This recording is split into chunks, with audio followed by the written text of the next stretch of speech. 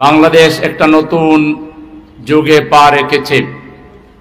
দীর্ঘ ৫৩ বছরের বঞ্চনা, লাঞ্ছনা, অপমান, সুদ, ঘুষ, মদ, সন্ত্রাস, রাহাজানি এবং বিশেষ করে দুর্নীতির কবলে পড়ে বাংলাদেশ যখন খাদের কিনারে এসে দাঁড়িয়েছিল, ঠিক সেই মুহূর্তে এদেশের শিশু, কিশোর, তরুণ, যুবক, শ্রমিক, আবাল, বৃদ্ধ, বনিতা একটি বিশেষ স্লোগানকে সামনে রেখে জনগণের মনের ভাষায় তারা কথা বলেছে, স্লোগান দিয়েছে, আন্দোলন করেছে এবং এই আন্দোলনে এদেশের 18 কোটি মানুষের প্রায় সকলেই কোনো না কোনোভাবে এই আন্দোলনকে সমর্থন করেছে।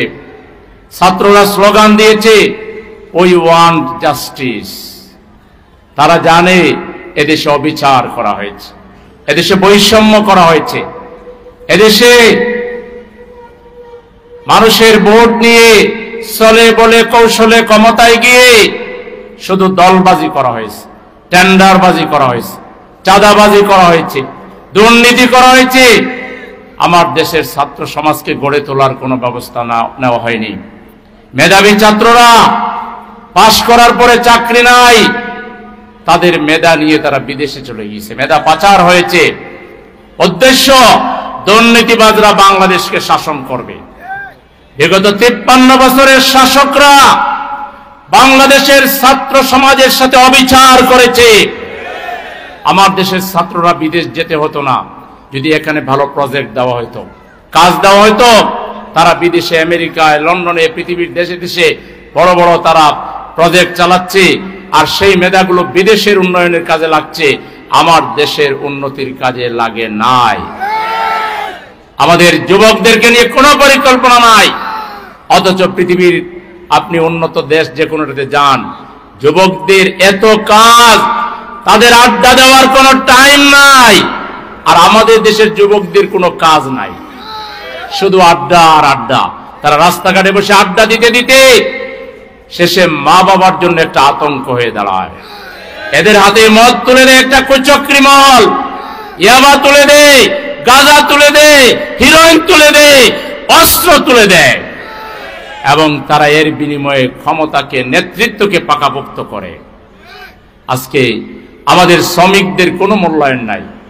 শ্রমিকরা কিভাবে মানবতার জীবন যাপন করে, কিভাবে তারা তাদের একবেলা খাবার জোগাড় করতে গিয়ে শুধু খাবার হয়তো জোগাড় করতে পারে, তাদের পরনে কাপড় নেই, চিকিৎসার কোনো বন্দোবস্ত নেই, সন্তানদেরকে পড়ালেখা করাইতে পারে না। বহু গরিব মানুষ তার সন্তান বিক্রি পর্যন্ত করে দেয়। এই অবস্থা বিগত ৫৩ বছর করা হয়েছে। আমাদের ছাত্ররা ধরতে পেরেছে আজকে কোন জায়গায় বৈষম্য করা হয়নি। পুলিশকে দলীয়ভাবে ব্যবহার করা হয়েছে, কিছু পুলিশকে হয়তো অবৈধ সুবিধা দেওয়া হয়েছে, কিন্তু সাধারণ পুলিশ সদস্যদের কি কোনো সুবিধা দেওয়া হয়েছে? এখনো সেই 18 সালের পুলিশ আইন দিয়ে বাংলাদেশ চলে। এখন কি 18 সাল চলতেছে? তাহলে বাংলাদেশে এমন একটা সেক্টর নাই যে সেক্টরটাকে নিয়ে কোনো একটা পরিকল্পনা নেওয়া হয়েছে, কাজ করা হয়েছে।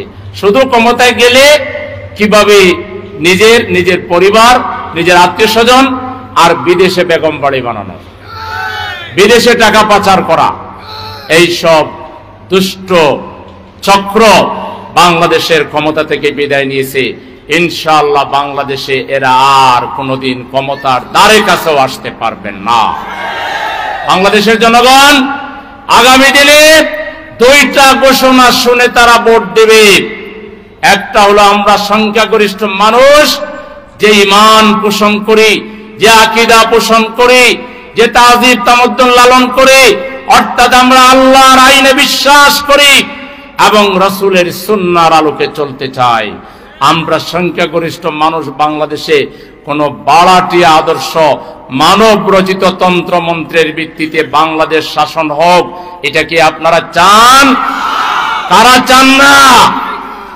আমরা বাংলাদেশে কোনো মানুষের আইন চাই না, আমরা কোনো তন্ত্র মন্ত্র চাই না। যারা এই ক্ষমতা চালাতে চান 90% উপরে মুসলমানের দেশ। এখানে কোনো সেকুলারিজম, কমিউনিজম, সোশ্যালিজম, মানব রচিত কোনো মতবাদ বাংলাদেশ শাসন করতে পারবে না। 2 নাম্বার হলো, এখানে নেতৃত্ব দিতে হলে শুদ্ধ হয়ে আসতে হবে। যাদের হাতে রক্ত আছে, যাদের হাতে দুর্নীতির সেই ছোঁয়া লেগে আছে, যারা চাঁদাবাজি, টেন্ডারবাজি, কোন দর্শনের রাজনীতি করেছেন, তারা যে দলই হন বাংলাদেশের পাওয়ারে আগামী দিনে আসতে দেওয়া হবে না। বাংলাদেশে আসতে হলে পরিশুদ্ধ হয়ে আসতে হবে। নিজ দলের মধ্যে চরিত্রের বালা নাই, শৃঙ্খলা নাই, মারামারি, চেয়ার ছোড়াছুড়ি এবং নানা হাবিজাবি কারবার, এইসব দল বাংলাদেশে বহুদিন শাসন করেছে। তারা এখন রেস্টে যান, তারা এখন পরিশুদ্ধ হোক, তারা আগে সংশোধন হোক। বাংলাদেশ চালাতে হবে এমন একটা দলকে, যে দলের দীর্ঘ পরীক্ষায় যারা উত্তীর্ণ, দীর্ঘ ত্যাগ এবং কোরবানি যাদের রয়েছে, যারা প্রতিকূল পরিবেশে মায়ের খেয়ে বাংলাদেশে যারা টিকতে পেরেছে, সেই ধরনের একটা দলের বাংলাদেশ শাসন করা দরকার। বাংলাদেশের মানুষ এখন বলছে আমরা তো সবাইকে দেখলাম, এখন দেখার বাকি কে? কে বাকি? নাম একযোগে বলতে পারেন নাই, কে বাকি? বাংলাদেশের মানুষের এখন জনপ্রিয় স্লোগান হলো আল্লাহর আইন চাই। দেখি সবাই একযোগে বলেন দেখি, আল্লাহর আইন চাই।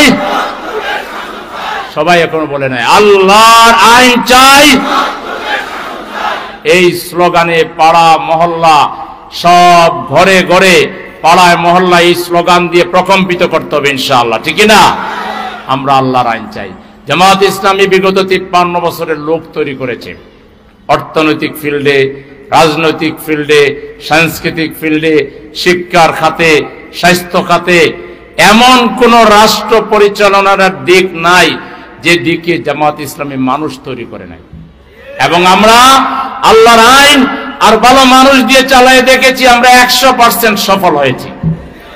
ইসলামী অর্থনীতির দিক নির্দেশনা 80 দশকে আমরাই দিয়েছি। ইসলামী ব্যাংকিং পদ্ধতি এদেশে আমরাই চালু করেছি। এখন ট্র্যাডিশনাল সকল ব্যাংকে ইসলামী ব্যাংকিং এর শাখা আছে। আমরা কলকারখানা গড়ে তুলেছি। আজকে বিদেশি ফরেন রেমিটেন্স যেটা আসে আমাদের এখান থেকে রফতানির মাধ্যমে এবং শ্রমজীবী ভাইদের বিদেশ থেকে পাঠানোর মাধ্যমে, তার 50% প্লাস 55% বাংলাদেশের রেমিটেন্স যদি ভালোভাবে সূক্ষ্মভাবে বিশ্লেষণ করা হয়, তাহলে এর পিছনে ইসলামপন্থীদের, জামাত ইসলামের অবদান খুঁজে পাওয়া যাবে। তাহলে যে দল ক্ষমতায় না গিয়েও বাংলাদেশে অর্থনীতিতে এত বড় ভূমিকা পালন করেছে, সেই দলই তো বাংলাদেশ চালাতে পারে। রাজনীতিতে কত বেটা আমরা দেখেছি বিক্রি হয়েছে, কতজনকে দেখেছি ঘরের ভিতরে থেকে হরতাল পালন করেছে, কতজনকে দেখেছি আমরা খুঁজে পাওয়া যায়নি। আমাদেরকে ফাঁসির মঞ্চে নেওয়া হয়েছে, আমাদের নেতাদেরকে ফাঁসি দেওয়া হয়েছে, অত্যাচার করা হয়েছে, আয়না করে নেওয়া হয়েছে, রিমান্ডে নেওয়া হয়েছে, নির্যাতন করা হয়েছে। তারপরও আমরা বুকের পাটাকে শক্ত করে রাজপথেই নারে তাকবীর আল্লাহু আকবার স্লোগান দিয়ে ফ্যাসিবাদের বিরুদ্ধে আমরা লড়াই করেছি। আমাদের হাজার হাজার ভাই আহত হয়েছে, শত শত ভাইকে আমরা আল্লাহর রাহে কুরবানি করেছি। অতএব দেশের স্বাধীনতা, সার্বভৌমত্ব, গণতন্ত্র, ইসলাম রক্ষায় একটা আপোষহীন, একটা শক্তিশালী, দায়িত্বশীল, একটা ক্যাপাবল রাজনৈতিক দল বাংলাদেশকে টিকায় রাখার জন্য দরকার। সেই দল বাংলাদেশে কয়টা আছে আপনারা দেখেন। আওয়ামী লীগ তো গন কেস, আওয়ামী লীগ যা লুটপাট করে ফেলছে, এই বাংলাদেশে এই আওয়ামী জাহিলিয়াত আর ফিরে আসবে না ইনশাআল্লাহ। আওয়ামী লীগকে দেশের মানুষ আর কবুল করবে না। করবে? এরা ভোট চাইবার কোন অধিকার রাখে? এরা তো ভোটে বিশ্বাসই করে না। 3-4 বার ইলেকশন করলো না তাদের অধীনে, তারা তো ভোটই বিশ্বাস করে না। ভোট বিশ্বাস করলে তো ভোট দিনের বেলা দিতে হবে, তারা ভোট করছে রাতের বেলা। আর ভোট দিছে সব জিন আর ভূতেরা, কোন মানুষ ভোট দেয় নাই। সুতরাং এরা ভোটে বিশ্বাস করে না। তাদের জনগণের কাছে ভোট চাওয়ার কোন নৈতিক অধিকার আছে? যাদের হাত রক্তে রঞ্জিত, তারা যখন মানুষের কাছে যাবে, মানুষ তো জুতা মারবে তাদের গায়ে, ঠিক কিনা? সুতরাং ওরা ভোটে আসতেই পারবে না, আসার কোনো কারণই নেই। আর বাকি দল যা আছে সেগুলোকে এখন জনগণ কম্পেয়ার করুক, কাদেরকে দিয়ে বাংলাদেশকে রক্ষা করা যাবে, গণতন্ত্রকে রক্ষা করা যাবে, ইসলামকে মর্যাদা দেওয়া যাবে, আল্লাহ এবং তার রাসূলের মর্যাদা প্রতিষ্ঠা করা যাবে, সংখ্যাগরিষ্ঠ মানুষের আদর্শের ভিত্তিতে সবাইকে ঐক্যবদ্ধ রাখা যাবে।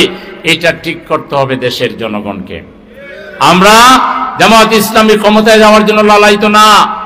আমরা ক্ষমতায় না গিয়েও বহু কাজ আমরা করতে পারি কিনা? কিন্তু ক্ষমতা দরকার দেশের জনগণের জন্য। আর কত এই দেশের জনগণ মায়ের খাবে, আর কত প্রতারিত হবে, আর কত আমার শ্রমিক ভাই রক্ত জড়াবে, আর কত আমাদের শিক্ষকরা ডিপ্রাইভ থাকবে। এই দেশের কোন ক্লাস আজকে বঞ্চিত নয়? সুতরাং সকল শ্রেণী পেশার মানুষকে মর্যাদার আসনে প্রতিষ্ঠিত করার জন্য, যার যার পাওনা বুঝিয়ে দেওয়ার জন্য একটা ইনক্লুসিভ রাষ্ট্র সমাজ, সবার মেধাকে যেখানে কাজে লাগানো হবে, মূল্যায়ন করা হবে।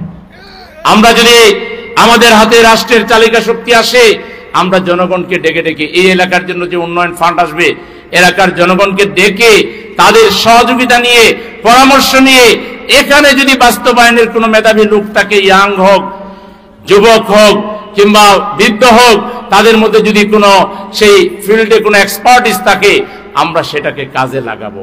রাষ্ট্র শুধু কয়েকজন মন্ত্রী আর এমপি চালাবে না, রাষ্ট্র চালাবে দেশের জনগণ ইনশাআল্লাহ।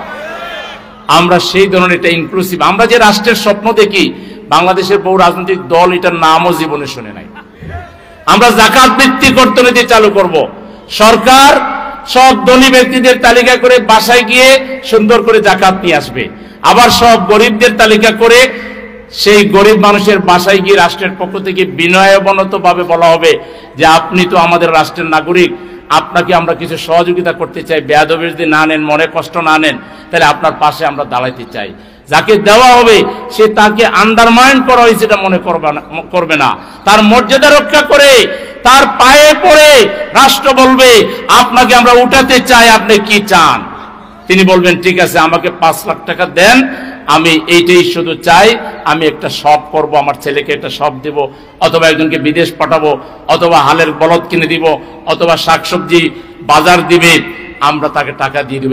একবারই নিবে, একজন মানুষ একবারই যাকাত নিবে, দ্বিতীয়বার আর যাকাত নিতে হবে না। এরকম কর্জে হাসানা স্টাইলের আমরা ব্যাংক ফাউন্ডেশন গড়ে তুলবো, কল্যাণ ফান্ড গড়ে তুলবো, যে ফান্ড থেকে, যেমন এই এলাকায় একটা ফান্ড থাকবে ইঞ্জিনিয়ার নুমান আহমেদ সাহেবের মতো এইসব লোকদের নেতৃত্বে, এখানে যারা কর্জে হাসানা নিতে চায়, কর্জে হাসানা হলো সুদ দেওয়া লাগবে না, আপনি 3 লাখ টাকা নিলেন, সার্টেন টাইমে এই 3 লাখ টাকাই ফেরত দিলেন, আর যদি আপনি দিতে না পারেন সময় বাড়ায় নেবেন। তাহলে ধরেন একটা করে স্মার্ট কার্ড দিয়ে দেওয়া হবে, আপনি কার্ড পাঞ্চ করে 50,000 টাকা উঠে নিলেন, 1 লাখ টাকা উঠে নিলেন, 2 লাখ টাকা উঠে নিলেন। এটা যাকাত থেকে আসবে, কর্জে হাসানা ফান্ড থেকে আসবে, এটা রাষ্ট্রকেও কোথা থেকে দেওয়া লাগবে না, আর রাষ্ট্রের ফান্ড তো আছেই।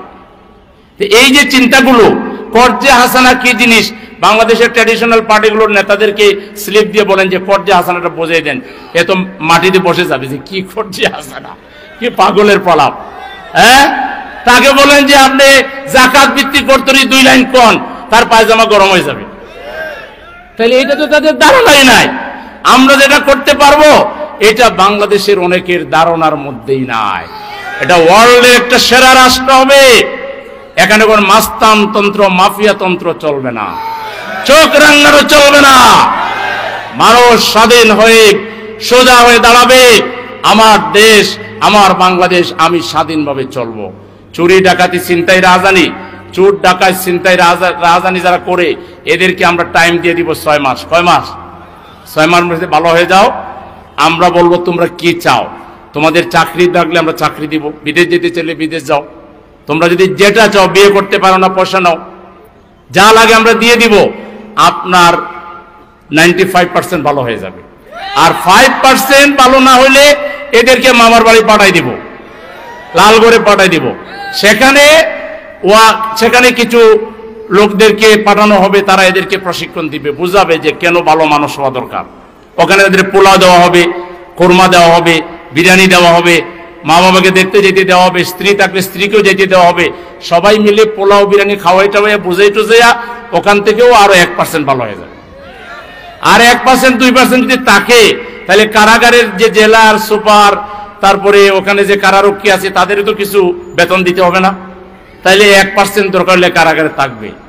বাংলাদেশ ভালো হইতে শুধু প্রধানমন্ত্রী অথবা প্রেসিডেন্ট জাতির উদ্দেশ্যে ভাষণ দিয়ে সব ক্লাসের মানুষকে জানাই দিবে, ধরেন ডাক্তার শফিকুর রহমান সাহেব বাংলাদেশের প্রধানমন্ত্রী হলেন, ইনশাআল্লাহ বলেন, তাহলে তিনি জাতির উদ্দেশ্যে একটা ভাষণ দিয়ে বলবেন শ্রমিকদেরকে কমিশন করে দিবেন, শ্রমিকদের সমস্যা দূর করার জন্য একটা শ্রম কমিশন হবে, একটা হবে যুব সমস্যা সমাধানের জন্য যুব কমিশন, ছাত্রদের সমস্যা সমাধানের জন্য ছাত্র কমিশন। এই কমিশন 6 মাস সময় লাগবে না, 3 মাসের মধ্যে রিপোর্ট দিবে কার বেতন স্কেল কিভাবে হওয়া দরকার, কর্মক্ষেত্রে কার কি সুবিধা হওয়া দরকার, এগুলো 6 মাস 1 বছরের ভিতরে লাইন আপ হয়ে যাবে। এরপরে এই অনুযায়ী মানুষ তার সুবিধা পাবে। রাস্তায় মিছিল করার মতো কোনো টাইমও কারো থাকবে না, চিন্তাও কেউ করবে না। বাংলাদেশ হবে একটা সোনার বাংলাদেশ। এই বাংলাদেশ চান আপনারা? কে কে চান দেখি? চাইলে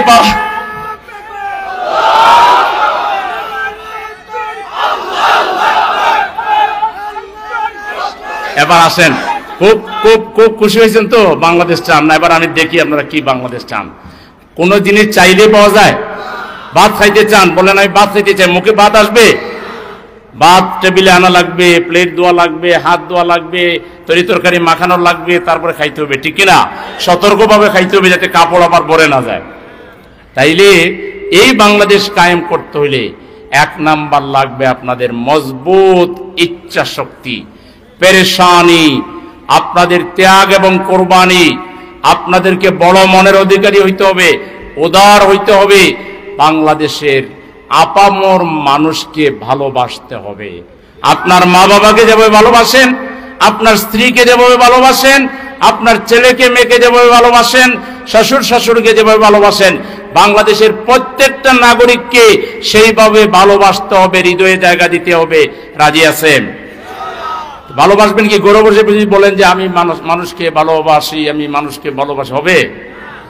মানুষের ঘরে ঘরে যেতে হবে, বস্তি থেকে শিল্পপতি পর্যন্ত প্রত্যেকটা ঘরে গিয়ে নক করতে হবে, কলিং বেল টিপতে হবে। আসসালামু আলাইকুম, আমরা জামাত ইসলামীর পক্ষ থেকে আসছি, জামাত ইসলামীর আমিরের বক্তব্য লিফলেট দিতে হবে, তারপরে বসতে হবে ঘরে, শুনতে হবে ওনার ব্যথা বেদনার কথা, ওনার কষ্টের কথা, অসুবিধার কথা, সেটা নোট করে নিয়ে আসতে হবে, কোন ওয়ার্ডের কোন সেন্টারের। তারপর সেগুলো আইসা নিজেরা বৈশা পরামর্শ করে কোনটা কোনটা কিভাবে সমাধান করা যায়। মানুষের প্রত্যেকটা সমস্যার সমাধানের দায়িত্ব এখন থেকে জামাতের কর্মীদেরকে নিতে হবে। এত টাইম কি আপনাদের আছে? ব্যবসা করবেন, চাকরি করবেন, ছেলে মেয়ে বিয়ে দিবেন, পড়ালেখা করাইবেন, সামাজিক কাজ করবেন, আরো কত কাজ। মানুষকে ভালোবেসে মানুষের সমস্যা সমাধানের জন্য এত টাইম আপনাদের আছে? তাইলে কিভাবে হবে? তাইলে যারা চালাইতেছে এই চালাক, আমরা সবাই ঘুমাই থাকি। কি ওরা ওই আগে যারা চালাইছে তারা চালাক? এটা কে কে চান? হাত তোলেন। চান না? কে কে হাত তোলেন? তাইলে কষ্ট করতে হবে কিনা? কষ্ট করতে রাজি আছেন? অতীতে যা কষ্ট করছেন তার চেয়ে 5 গুণ বেশি কষ্ট করতে হবে। রাজি আছেন? কাজ দেব, আমি দেব। সবাই বলতেছেন, কিন্তু এই যে মুরব্বী কিন্তু বলে না, তার মানে উনি করবে না, এটা নিশ্চিত থাকেন উনি করবে না। সবাই কষ্ট করতে রাজি আছেন? সর্বোচ্চ কষ্ট করতে রাজি আছেন? আচ্ছা, তাইলে এখন থেকে বলেন ডেইলি কয়টা মানুষকে, একটা রাস্তার জাড়ুদার বা বাদাম বিক্রেতা থেকে শুরু করে শিল্পপতি পর্যন্ত, ডেইলি কয়টা মানুষকে সালাম দিবেন, হাত মিলাবেন? আপনার গায়ে আবার ময়লা লেগে যাচ্ছে কিনা এটা খেয়াল করবেন না, ময়লা লাগে। আমাদের আমিরে জামাতে দেখছেন, আমাদের বস্তিতে বসবাস করে যে ভাই বোনেরা তাদের সন্তানদেরকে নাক দিয়া সর্দি বের হইতেছে, ময়লা, এটা বুকে জড়ায় ধরে চুমু খাইতেছে। আমিরে জামাত আমাদের চাইতে তো বেশি কম গুরুত্বপূর্ণ মানুষ নাকি? আমিরে জামাতের মর্যাদা আমাদের চাইতে কম না বেশি? উনি আল্লাহর মেহরবানিতে অনেক বড় মর্যাদার লোক না? তো উনি যেভাবে শিশুকে আগলে ধরেন, তার এই পথ ধরে আমরা পারবো না? তাইলে এখন থেকে আমাদের প্রতিপক্ষ বাংলাদেশে কেউ নাই, আমরা কাউকে ঘৃণা করব না। এখন থেকে প্রত্যেকটা মানুষকে সালাম দিব, বুকে জড়ায় ধরবো, আর তাদের সুবিধা অসুবিধার কথা শুনবো, তাদের স্বপ্নের কথা শুনবো, তাদের আনন্দের কথা শুনবো, আনন্দে আমরা আনন্দিত হব, তাদের ব্যথা এবং দুঃখ কষ্টের কথা শুনবো, বঞ্চনার কথা শুনবো, আর সেগুলো সমাধান দেওয়ার জন্য আমরা দায়িত্ব নিব। রাজি আছেন? নিজের যদি সামর্থ্য থাকে পকেট থেকে আশপাশে ড্রাইভারদেরকে, পিয়নদেরকে, বিভিন্ন মিসকিন, এতিম, আশেপাশে মানুষ, তাদেরকে খাওয়াবেন বেশি করে, ঠিক আছে? বেশি করে খাওয়াবেন। আর কারো যদি অর্থের অভাবে ঘরে খাবার না থাকে, কয়েকজন মিলে সেই খাবার পরিবেশনের ব্যবস্থা করবেন। কারো মেয়ে বিয়ে দিতে না পারলে মেয়ে বিয়ে দেওয়ার দায়িত্ব নেবেন। কোনো বিধবা নারী যদি তার কেউ না থাকে, তার পুরো দায়িত্ব নেবেন। কোনো সিনিয়র সিটিজেন, টাকা পয়সা আছে কিন্তু ডাক্তারে যাওয়ার তার সামর্থ্য নাই, কেউ নিয়ে যাওয়ার লোক নাই, তার চিকিৎসার ব্যবস্থা করবেন। এইভাবে এই সমাজের সকল শ্রেণী পেশার মানুষকে এখন থেকে আমরা মূল্যায়ন করব, সম্মান করব। কোনো হেডম দেখাবো না, রাগ দেখাবো না, গুসা দেখাবো না, অহংকারী মনোভাব দেখাবো না, বুঝাবো না যে আমরা বোধহয় খুব পাওয়ারের কাছাকাছি চলে আসছি কিংবা পাওয়ারে চলে যাচ্ছি। পাওয়ারে চলে গেলেও আমরা জনগণের সেবক হয়ে কাজ করব। এরকম একটা দৃশ্য বাংলাদেশের জনগণকে, তেজগাঁর জনগণকে এই যারা কর্মীরা আছেন তারা দেখাতে রাজি আছেন। তাহলে ডেইলি কতজনকে সালাম দিবেন আর কতজনকে আপনারা শুভেচ্ছা বিনিময় করবেন বলেন? ডেইলি কয়জন? ডেইলি কয়জন? ডেইলি কয়জন? প্রত্যেকে ডেইলি কয়জন? 100। 100? 100 তো মাশাআল্লাহ অনেক বেশি। 100 পারবেন? 100 কে দেখে একটু হাত তুলেন। মাশাআল্লাহ, জোশ আছে সবারই। 50 কে দেখে হাত তুলেন। 50, মাশাআল্লাহ। ঠিক আছে, কমসে কম 10 জন। কয়জন? 10 জন। 10 জনের নিচে একদিনও সালাম না দিয়ে, খোঁজখবর না নিয়ে বাসায় ঢুকবেন না। রাজি আছেন তো? আচ্ছা, তো তাদেরকে খালি সালাম দিবেন, খোঁজখবর নিবেন, কোনো বই পুস্তক পরিচিতি এগুলো তো দেওয়ার দরকার নাই। সবাই যদি আবার জামাতে এসে যায়, দল এটা বেশি বড় হয়ে যাবে না? বই পুস্তক দিব আমরা? বই পুস্তক আছে আপনাদের? পরিচিতি আছে, লিফলেট আছে, এগুলো নিয়ে যাবেন ইনশাআল্লাহ, নাকি? এগুলো দিয়ে দিবেন। আমাদের বিভিন্ন সামাজিক কাজের লিফলেট আছে না, লিফলেট, সেই লিফলেট গুলো নাম্বার সহ দিয়ে দিবেন ইনশাআল্লাহ। কেমন? আচ্ছা, তারপরে কাউকে তো আমাদের সংগঠনে জয়েন করানোর দরকার নাই, আমরা তো অনেক আছি আলহামদুলিল্লাহ। বাংলাদেশের তো এখন সবচেয়ে অনেকগুলো বড় পার্টির মধ্যে সব অন্যতম বড় পার্টি আমরা, তাই না? তাহলে আর নতুন লোক দলে আনার দরকার নাই। নতুন লোক দলে আনার দরকার নাই। যারা তারা হাত তোলেন। এই আছে একজনের দিকে পাওয়া গেছে, একজন পাওয়া গেছে। বাকিরা কি মনে করেন আনা দরকার? আচ্ছা, কয়জন করে ডেইলি আনবেন বলেন? কয়জনকে? ওই যে বলে যে আসি, আপনাদের সাথে আসি, ভোটের সময় টাকায় আবার নাই হয়ে যায়। এই জন্য আসি টাসি নাই, যে ভাই আপনি যদি আল্লাহর আইন চান আর সৎ লোকের শাসন চান, তাহলে আপনি জামাত ইসলামীতে আনুষ্ঠানিকভাবে আপনি এসে যান। আমাদের দলে আনলে লাভ হবে কি? তাকে আমরা কোরআন শেখাতে পারবো, হাদিস শেখাতে পারবো, মাসলা মাসাইল শেখাতে পারবো, তাকে আমরা দুনিয়া পরিচালনার নিয়ম কানুন শেখাতে পারবো, তাকে পারলে একটা চাকরি দিতে পারবো, তাকে আমাদের সাথে নিয়ে ঘুরাইতে পারবো। সে আমাদের সাথে থাকলে দুনিয়ারও লাভ হবে, আখিরাতেরও লাভ হবে, ঠিক কিনা? তাহলে আমাদের দলের লোক এখন যা আছে তার 3 গুণ যদি হয়, কোনো অসুবিধা আছে? তাহলে সহযোগী ডেইলি কয়জনকে মানাবেন? ফরম পূরণ করে পার্টিতে আনুষ্ঠানিকভাবে নিয়ে নেওয়া। কয়জন পারবেন? কয়জন? 5 জন। ডেইলি 5 জন। ডেইলি 5 জন কে কে হাত তুলেন দেখি? মাশাআল্লাহ। ডেইলি 3 জন কে কে দেখি হাত তুলেন? 2 জন কে কে হাত তুলেন? 1 জন কে কে হাত তুলেন? এরপরে হাত থাকে সব মিলিয়ে যে কয়জনে হাত তুলছেন তারা একসাথে হাত তুলেন। তার মানে এর বাইরে নাই আরই। তাহলে ডেইলি সর্বনিম্ন 1 জনকে সহযোগী ফরম পূরণ করা। এই যে বয়স্ক মানুষ যারা আছেন তারা কি পারবেন? পারবেন? কেউ কেউ করলাম না করতেছে। পারবেন তো? কেন পারবেন না? কয় মিনিট লাগে একজনকে ফরম পূরণ করতে? 10 মিনিট লাগবে, 15 মিনিট লাগবে। ডেইলি 15 মিনিট সময় দেন, কারণ জামাত ইসলামী যদি আগায়, বাংলাদেশ আগাবে। জামাত ইসলামী শক্তিশালী হলে বাংলাদেশ শক্তিশালী হবে। জামাত ইসলামী শক্তিশালী হলে ইসলাম শক্তিশালী হবে। জামাত ইসলামী শক্তিশালী হলে চোর ডাকাতরা দুর্বল হবে। জামাত ইসলামী শক্তিশালী হলে দুর্নীতিবাজরা ভয় পাবে, ঠিক কিনা? তাহলে আপনারা দুর্নীতিবাজদের ভয় দেখাইতে চান না ওদেরকে আদর করতে চান? দুর্নীতিবাজদেরকে যারা আদর করতে চান তারা হাত তোলেন। ভয় দেখাতে চান যারা, তারা হাত তোলেন।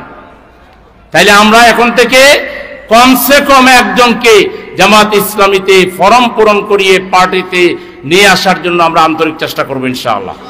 প্রিয় ভাইরা, এর পাশাপাশি আমি যে কথাটি বলতে চাই, নিজেদেরকে কোরআন হাদিসের জ্ঞানে আরো সমৃদ্ধ করতে হবে।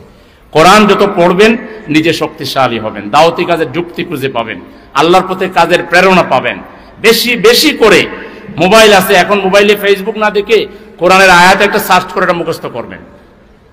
হ্যাঁ, আমার আহসানু কাওলাম মিম্মান দাআ ইলাল্লাহ ওয়া আমিলা সালিহান, এটা পড়তে থাকবেন, সওয়াবও হবে, আপনি শক্তিশালী হবেন, আল্লাহর রহমত আপনার উপরে থাকবে। আর এই আয়াতের আমল করে একজনকে যখন সহযোগী বানাইবেন তাহলে ডাবল ট্রিপল কাজ হয়ে যাবে, ঠিক কি না?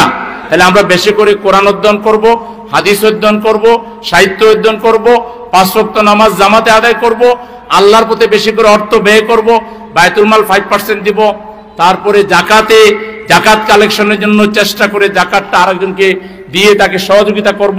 আর সামনে আমাদের নির্বাচনী ফান্ডে আমরা দলীয় কর্মীরা দিব ইনশাআল্লাহ, নাকি? তারপরে আমরা আমাদের এই যে মামলা মোকদ্দমা সব পরিস্থিতি মোকাবেলার জন্য আমরা যে এককালীন সহযোগিতা নেই, সেখানে আমরা সহযোগিতা করব।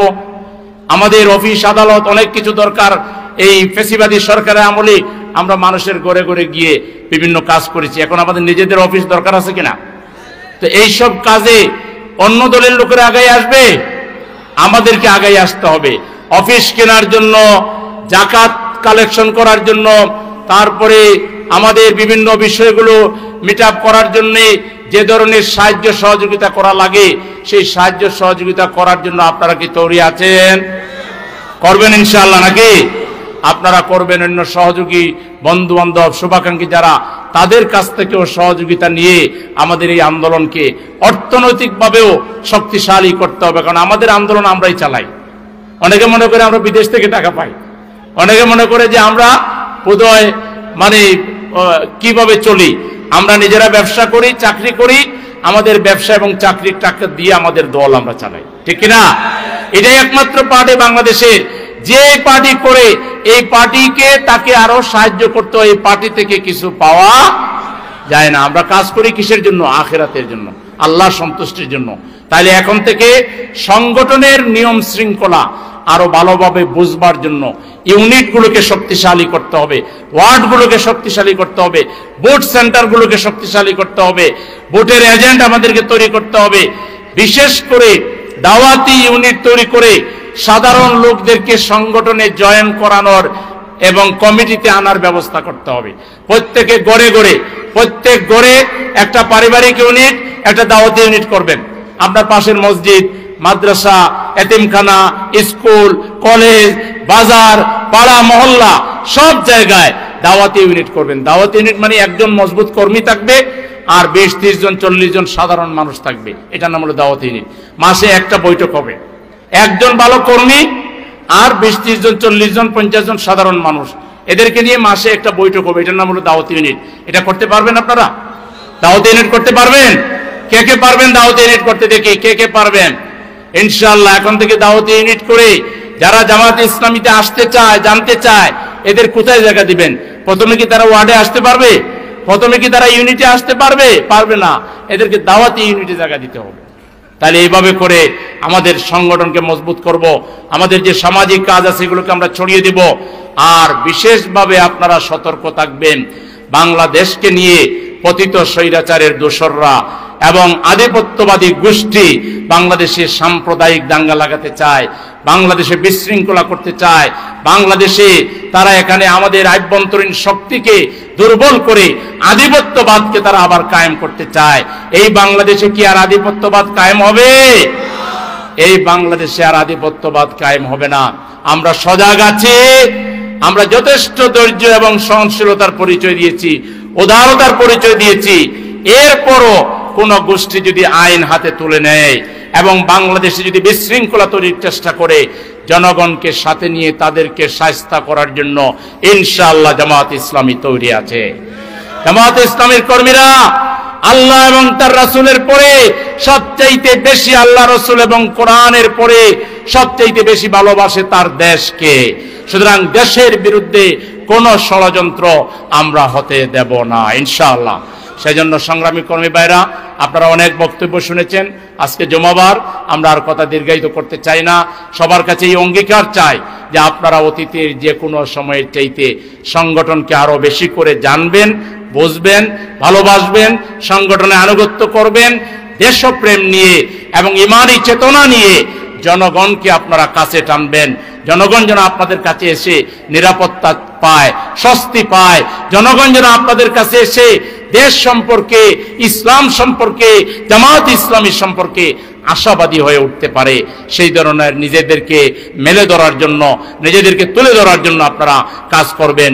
আমরা এই ঢাকা সিটিকে একটা আধুনিক কল্যাণ সিটি হিসাবে, যেখানে যানজটের ঝামেলা থাকবে না, যেখানে পিছিয়ে পড়া মানুষ থাকবে না, মসজিদ ভিত্তিক আমরা এমন কিছু কার্যক্রম হাতে নেব যে একটা মসজিদ এলাকার মধ্যে যত গরিব মানুষ আছে ওখানকার মসজিদের যারা নামাজি তারা মিলেই এদের ব্যবস্থা করবে।